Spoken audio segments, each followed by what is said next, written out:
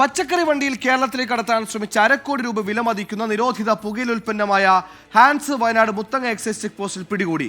2700 kilo Hans ആണ് പിടികൂടിയത്. നിരോധിത പുകയില ഉൽപ്പന്നം ലോറിയിൽ കൊണ്ടുവന്ന മാനന്തവാടി സ്വദേശി സർബാസ് പിടിയിലായി.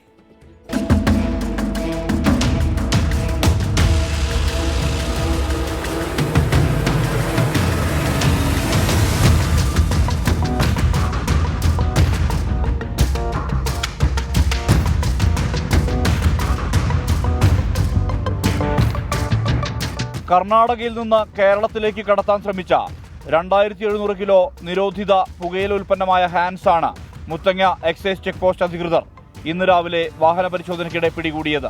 മഞ്ചേരിയിലേക്ക് എത്തിച്ചു കൊടുക്കാനാണ് തനിക്ക് കിട്ടിയ നിർദ്ദേശം എന്നാണ് ചോദ്യം ചെയ്യലിൽ പിടിയിലായ സർബാസ് പറഞ്ഞതെന്ന് എക്സൈസ് അധികൃതർ വ്യക്തമാക്കി.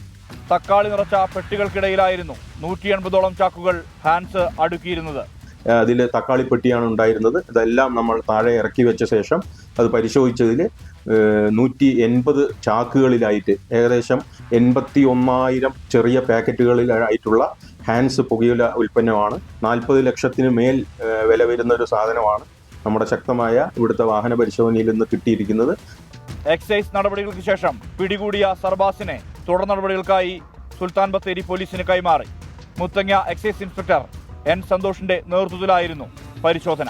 24 വയനാട്.